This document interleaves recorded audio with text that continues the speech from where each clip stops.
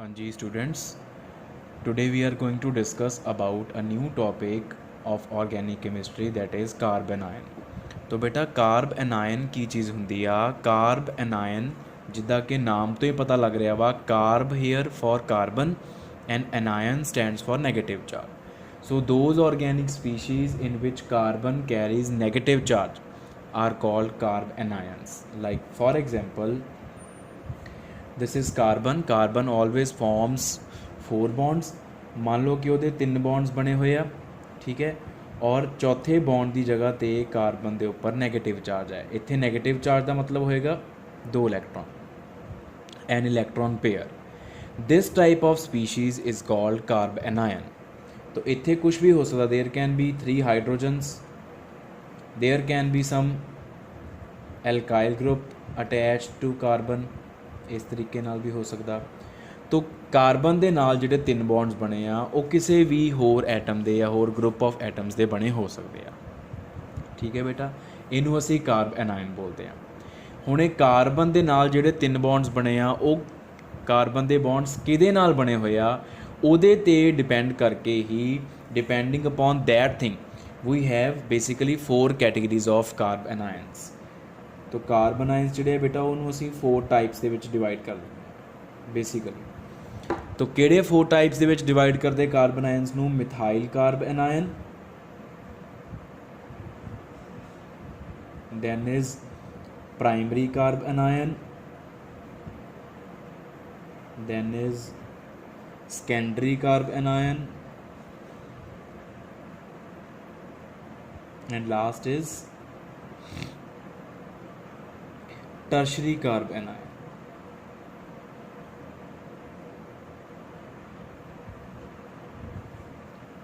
ठीक है बेटा। तो ये 4 तरह के कार्बन आयन आप बेसिकली 4 कैटेगरी वंडते। इस तो इलावा होर भी कार्बन आयनस होंगे आ, पर वो किसी स्पैशल कैटेगरी के अंडर फॉल नहीं करते। ये चारों सिमिलर होंगे, इस करके इन्होंने चारों नूं असीं एक अलग कैटेगरी डिवाइड करता होया, इन्होंने चारों नूं इकट्ठियां नूं स्टडी कर लीदा बस। तो मिथाइल कार्बन आयन की आ? मिथाइल ग्रुप किहड़ा हुंदा? CH3। तो CH3 वाली कार्बन के उपर अगर नैगेटिव चार्ज आ तो वह है methyl carbon ion. Primary carbon ion जिहड़ी कार्बन ते नैगेटिव चार्ज आ, अगर उहदे उपर एक एल्काइल लग गया के ते 2 हाइड्रोजन लग गया तो वह प्राइमरी कार्बन आयन। सैकेंडरी की आ? नैगेटिवली चार्ज कार्बन के उपर 2 एल्काइल लग गया, सेम और डिफरेंट। एंड टर्शरी की आ? नैगेटिवली चार्ज कार्बन के उपर 3 एल्काइल लग गया, सेम और डिफरेंट। वो हो गया टर्शरी कार्बन आयन, ठीक है जी। तो बेसिकली 4 तरह के कार्बन आयनस होंगे साडे कोल। तो इस तो बाद बेटा आप डिस्कस करते हैं कार्बन आयनस की स्ट्रक्चर बारे।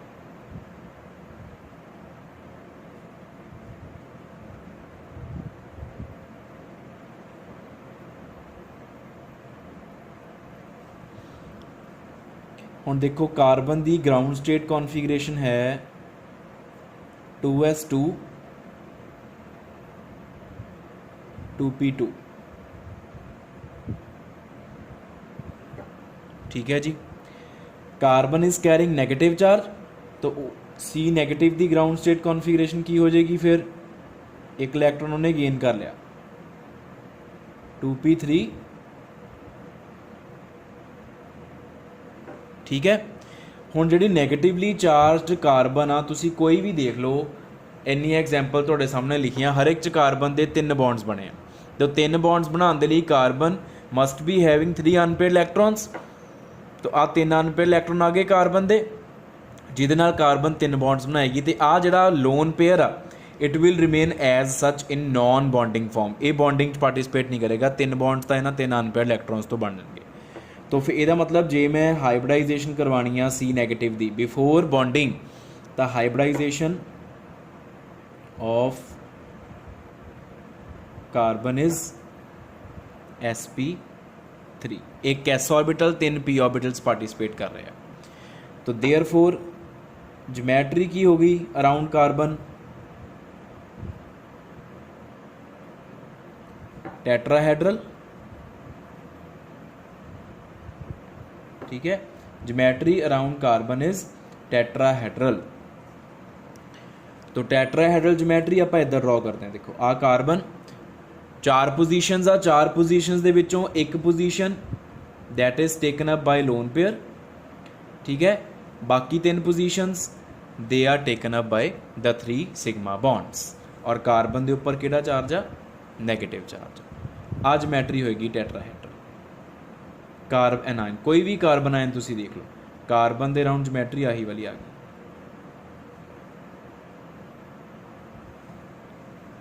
ठीक है बेटा। इस तो बाद फिर बेटा आप गल करते हैं स्टेबिलिटी ऑफ कार्बन आयन्स की।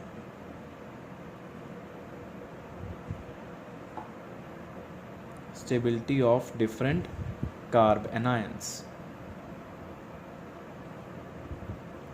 बहुत सारे तरह के कार्बन आयन्स आ साडे कोल, उन्हां अलग अलग कार्बन आयन्स की आपां स्टेबिलिटी कंपेयर करते हैं। सब तो पहला बेटा आपां करते हैं comparison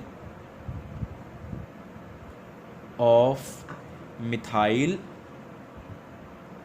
primary, secondary and tertiary carbon ions. पहला इन्हां दा कंपैरिजन करिए आप,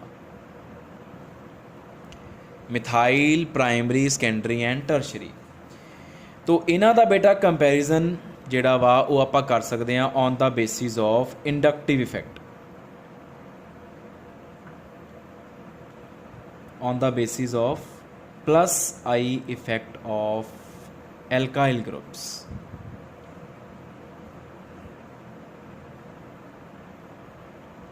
ਜਿਹੜੇ primary, secondary, tertiary alkyl groups ਲੱਗੇ ਆ ਉਹਦੇ ਪਲੱਸ ਆਈ ਇਫੈਕਟ ਦੇ ਬੇਸਿਸ 'ਤੇ। ਹੁਣ what is the meaning of plus I effect? Electron releasing nature,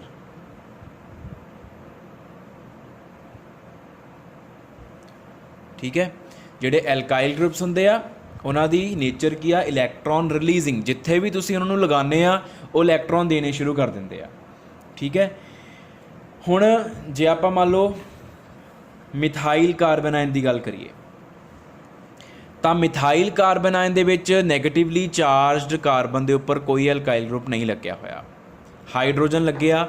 hydrogen the nature ਕੀ ਆ? Neither electron releasing nor electron withdrawing. तो वह न्यूट्रल रहिंदा, ना इलैक्ट्रॉन दिंदा ना लैंदा अपनी मर्जी नाल। प्राइमरी कार्बन आयन दे विच नैगेटिवली चार्ज कार्बन के उपर एक एल्काइल लग गया, तो एल्काइल की नेचर है इलैक्ट्रॉन रिलीजिंग प्लस आई इफैक्ट करके। तो उन्हें की करना आ? उन्हें नैगेटिवली चार्जड कार्बन नूं अपनी मर्जी दे नाल उन्होंने बिना पुछे इलैक्ट्रॉन देने शुरू कर देने आ। हुण अगर एल्काइल ग्रुप नैगेटिवली चार्जड कार्बन नूं इलैक्ट्रॉन देगा तो नैगेटिवली चार्जड कार्बन के उपर तो ऑलरेडी नैगेटिव चार्ज आ, तो उन्होंने होर इलैक्ट्रॉन्स की सप्लाई आ गई एल्काइल ग्रुप्स तो। इलैक्ट्रॉन की सप्लाई आने का मतलब वह नैगेटिव चार्ज हुण इनक्रीज कर जाएगा।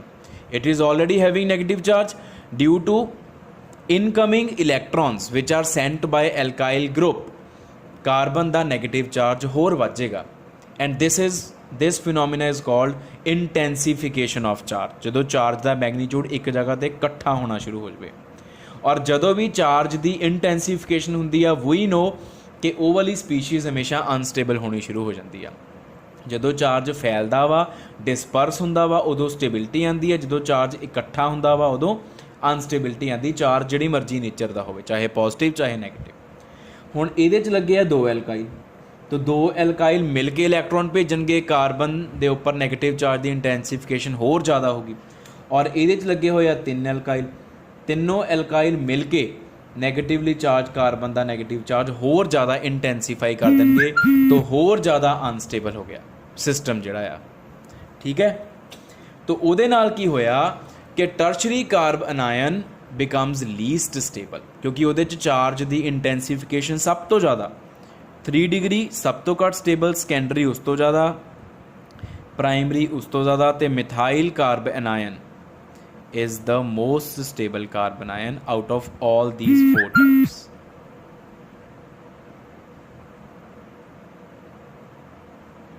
ठीक है, आ साडे कोल स्टेबिलिटी ऑर्डर आ गया of methyl, primary, secondary and tertiary. इस तो बाद बेटा आप हुण कंपैरिजन करांगे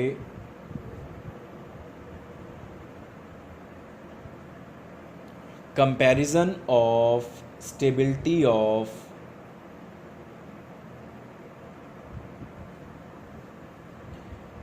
alkyl,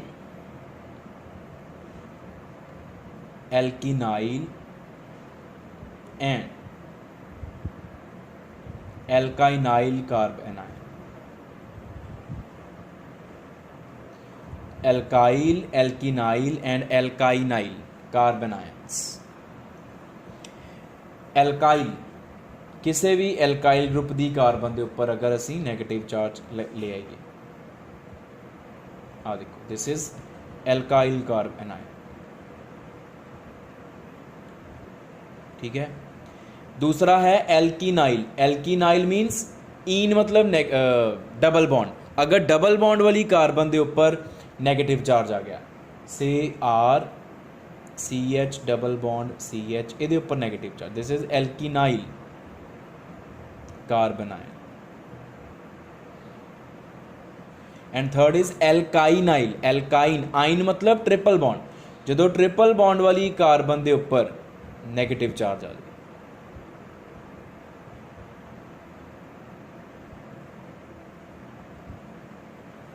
हुण इन्हां तिन्नां दा स्टेबिलिटी कंपैरिजन राजे आपां करांगे। देखो जदों कार्बन के सारे बॉन्ड्स सिग्मा बने होंदे आ, ये चीज़ हमेशा याद रखनी आ, अगों भी तुहाडे बहुत काम आएगी। कार्बन सानू पता आप पहला भी डिस्कस कर चुके हैं, वैसे जो आप कार्बन की हाइब्रिडाइजेशन डिस्कस की सी, तो वो टॉपिक नू रिवाइज करते हुए आप फिर तो याद कर लें कि अगर कार्बन के सारे बॉन्ड्स सिग्मा आ तो उसकी हाइब्रिडाइजेशन होएगी sp3। तो इस कार्बन की हाइब्रिडाइजेशन है sp3। अगर कार्बन का एक भी पाई बॉन्ड बन गया, हाइब्रिडाइजेशन बिकम्स sp2। और अगर कार्बन दे दो पाई बॉन्ड बन चुके हैं तो hybridisation is sp। sp3 hybridisation का मतलब हो गया 25% s करैक्टर, sp2 का मतलब हो गया 33.33% s करैक्टर, और sp का मतलब हो गया 50% s करैक्टर, ठीक है। And we know more is the s character of carbon, more is its electronegativity. Carbon की हाइब्रिडाइजेशन च s करैक्टर जिन्ना ज़्यादा हुंदा आ, उहदी इलैक्ट्रोनैगेटिविटी उन्नी ज़्यादा हो जाती है। तो जिन्नी ज़्यादा इलैक्ट्रोनैगेटिविटी हुंदी एटम की, नैगेटिव चार्ज उहदे उपर उन्ना ज़्यादा स्टेबल हुंदा, क्योंकि नैगेटिव चार्ज का मतलब हुंदा इलैक्ट्रॉन्स, ते इलैक्ट्रोनैगेटिव एटम्स अपने उपर इलैक्ट्रॉन्स नू ईजीली सस्टेन करा सकते हैं। So more is the electronegativity of any atom, more stable is negative charge upon that particular atom. हुण क्योंकि आ तीन तरह दियां नैगेटिवली चार्जड कार्बनस दे विचों जिहड़ी आ वाली नैगेटिवली चार्ज कार्बन आ एल्काइनाइल कार्बनाइन दी, ਉਹਦਾ एस करैक्टर सब तो ज़्यादा होने करके ਉਹਦੀ इलैक्ट्रोनैगेटिविटी सब तो ज़्यादा वा, इस करके negative charge is most stable in case of alkynyl carbanion and least stable in case of alkyl carbanion. तो फिर स्टेबिलिटी ऑर्डर आह बने, alkynyl carbanion is most stable and alkyl carbanion is least stable, ठीक है जी। Next आपां गल करते हैं stability of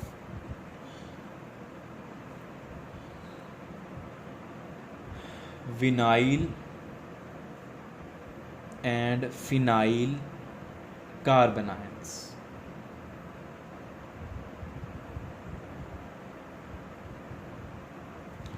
vinyl and phenyl जिहड़ा आ एल्कीनाइल कार्बनाइन आपां लिखिया वा बेटा, ये विनाइल कार्बनाइन ही है। विनाइल कार्बन किहड़ी हुंदी है? Doubly bonded carbon is vinyl carbon. तो we can say vinyl carbanion दे विच तुसीं आह वाला कार्बनाइन भी लिख सकते हो, दिस इज़ विनाइल कार्बनाइन, ठीक है, बिकॉज डबली बॉन्डेड कार्बन ते नैगेटिव चार्ज है।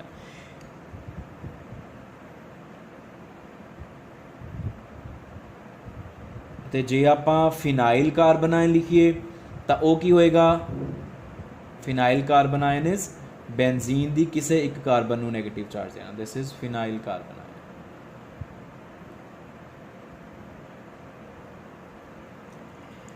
Now again you can say कि क्योंकि आ वाली कार्बन का एक पाई बॉन्ड बनया तो आ वाली कार्बन का भी एक पाई बॉन्ड बनया, ये दोनों जड़ियाँ नैगेटिवली चार्जड कार्बनस आ दे बोथ आर sp2 हाइब्रिडाइज्ड। तो sp2 हाइब्रिडाइज्ड होने करके इन्हां दा s करैक्टर 33.33% हो चुका है as compare to normal carbanion, as compare to normal alkyl carbon ion. तो s करैक्टर ज़्यादा होने करके दोनों दी जिहड़ी इलैक्ट्रोनैगेटिविटी है वो इनक्रीज़ कर गई, मोर इलैक्ट्रोनैगेटिविटी। तो इलैक्ट्रोनैगेटिविटी हाई होने करके इन्हां दे उपर नैगेटिव चार्ज स्टेबल हो जाता। तो वी कैन से कि vinyl carbon ion and phenyl carbon ion are also stable because the negatively charged carbon atoms in these species are sp2 hybridized, due to which the electronegativity those carbons is comparatively high as compared to normal alkyl carbon ion carbon. Since electronegativity is comparatively high, so they can easily accommodate negative charge upon them, so they are comparatively stable. बहुत ज़्यादा unstable नहीं है, stable मान लें असी इन्हां नूं। फिर उस तो बाद बेटा आपां गल करते हैं एलाइल कार्बन आयन दी।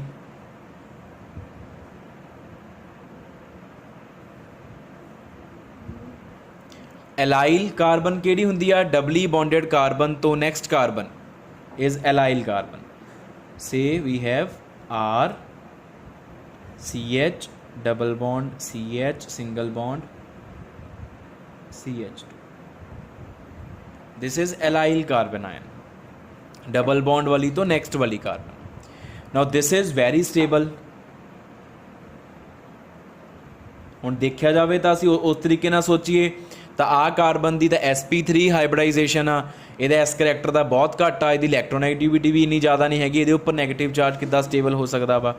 लेकिन ये वेरी स्टेबल है because of resonance, resonance is taking place. How this negative charge means a pair of non bonding electrons, तो resonance is delocalization of electrons. तो डीलोकलाइजेशन कितना होएगी, आ पाई बॉन्ड ब्रेक करके electron इस कार्बन पर आ जाएंगे, इस कार्बन का बॉन्ड घटिया तो आ वाले इलैक्ट्रॉन इत्थे आ गए, जिद्दां आपां पहला भी बहुत सारे रेजोनेंस ड्रॉ कर चुके हैं।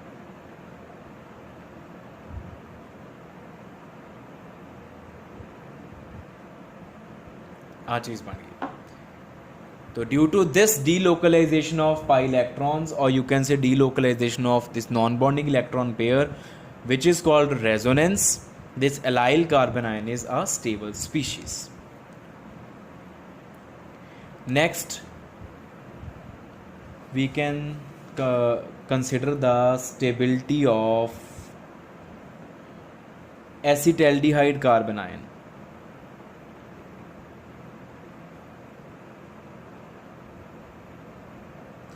Acetaldehyde is what we all know, CH3COH।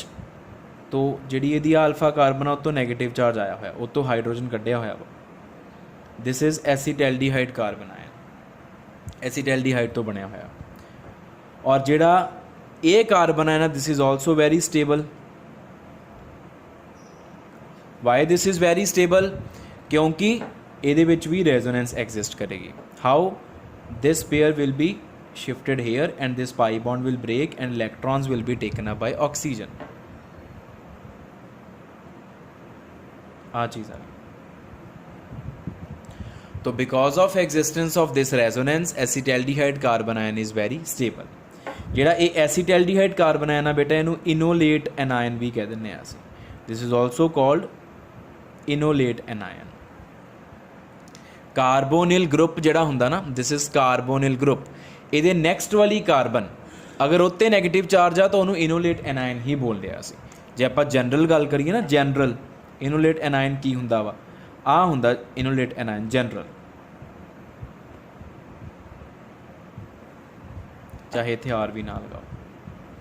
This is general form of enolate anion, this is alpha carbon and this is carbonyl group. Next बेटा आपां कंपैरिजन करते हैं stability of benzyl carbon ion.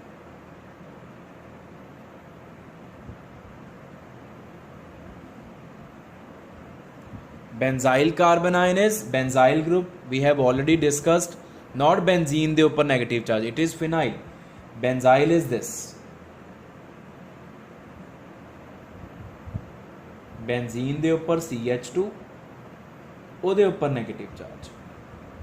Negative charge ਨਾ ਹੋਵੇ ਇਹਨੂੰ ਆ ਹੁੰਦਾ benzyl group. This is benzyl group total ਸਾਰਾ, तो ਉਹਦੇ ਉੱਪਰ अगर negative charge आ गया तो benzyl carbon anion बन गया. Now why this is stable? This is very stable because of resonance.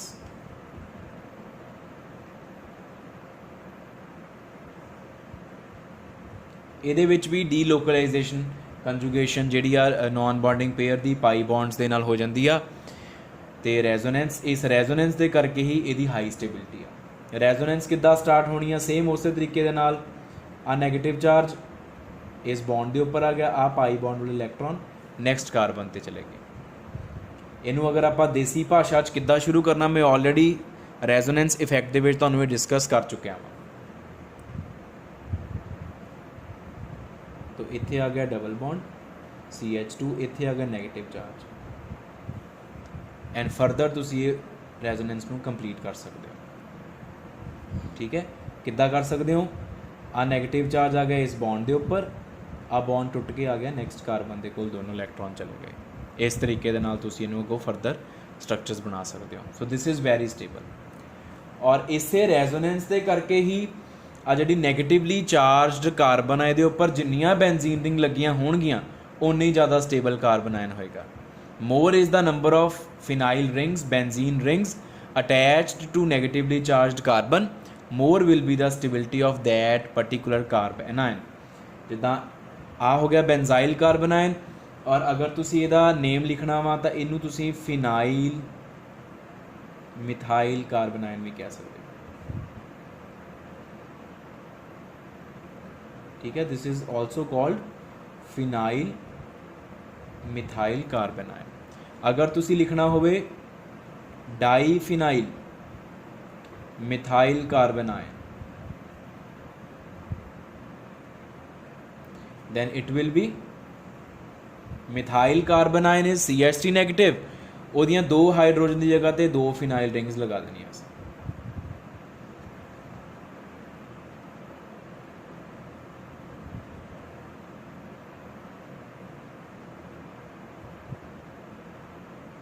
This is diphenyl methyl carbon ion.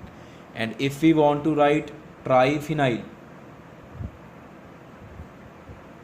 methyl carbon ion,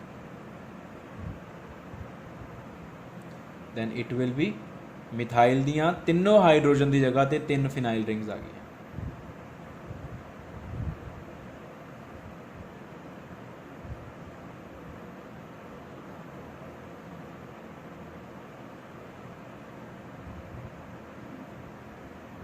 This is triphenyl methyl carbon ion, and this will be most stable, this will be less stable, and this will be least stable. अगर तुसी इन्हां तिन्नां दा comparison करोगे तो सब तो वध स्टेबल होएगा triphenyl methyl carbon ion, because उहदे विच रेजोनेंस सब तो ज़्यादा आ नेगेटिव चार्ज आ लोन पेयर ने, नॉन बॉन्डिंग पेयर ने, पहला इस बेंजीन दे नाल कंजुगेशन, फिर इत्थों वापस आ गए फिर इहदे नाल कंजुगेशन, फिर इत्थों वापस आ गए इहदे नाल कंजुगेशन. इहदियां रेजोनेटिंग स्ट्रक्चर सब तो ज़्यादा होणगे, इस करके इहदी स्टेबिलिटी सब तो ज़्यादा होंदी है. तो this is all about carb anions. Thank you.